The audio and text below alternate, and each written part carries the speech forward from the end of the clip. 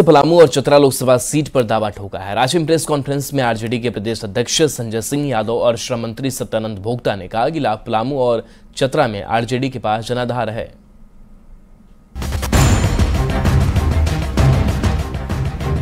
RJD ने एक बार फिर पलामू और चतरा जैसी सीट मांगकर गठबंधन के अंदर खींचतान और ज्यादा तेज कर दिया है। रांची में प्रेस कॉन्फ्रेंस में आरजेडी के प्रदेश अध्यक्ष संजय सिंह यादव और श्रम मंत्री सत्यानंद भोक्ता ने कहा कि पलामू और चतरा में आरजेडी का अच्छा खासा जनाधार रहा है, इसलिए गठबंधन के सहयोगी दल आरजेडी के लिए दोनों सीट छोड़ दें।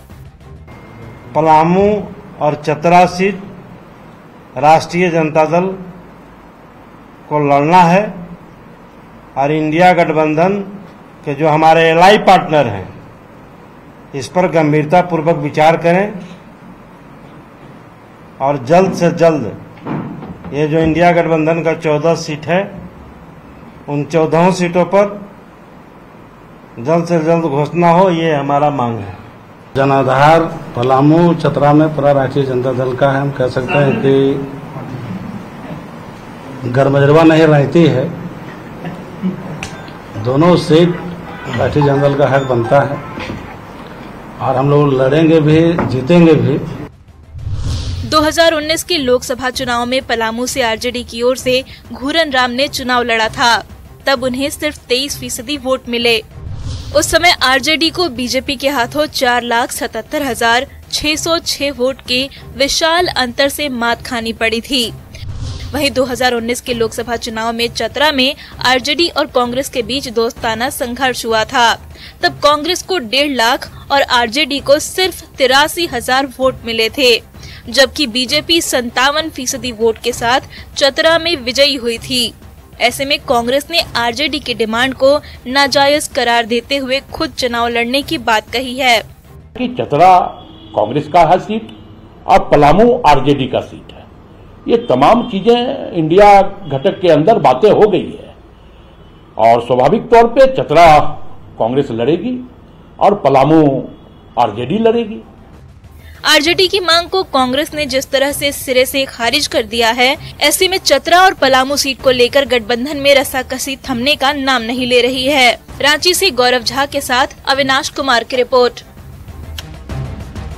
मुजफ्फरपुर के गायघाट प्रखंड के भटगामा मधुरपट्टी में 14 सितंबर 2023 को हुए नाव हादसे में कई लोगों की जान बचाकर अपनी जान गंवाने वाले पिंटू सहनी को राष्ट्रपति वीरता पुरस्कार देने की मांग उठने लगी है।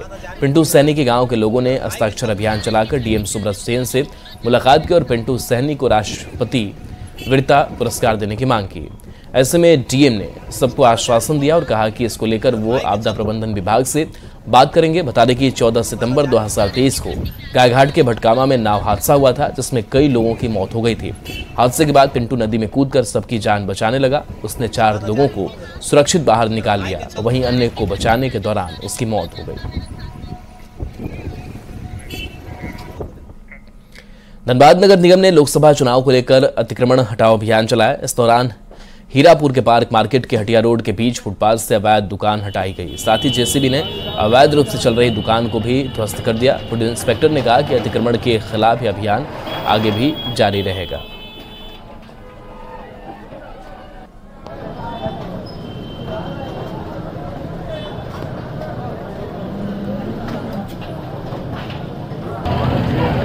पीछे आए बाबू, पीछे हट।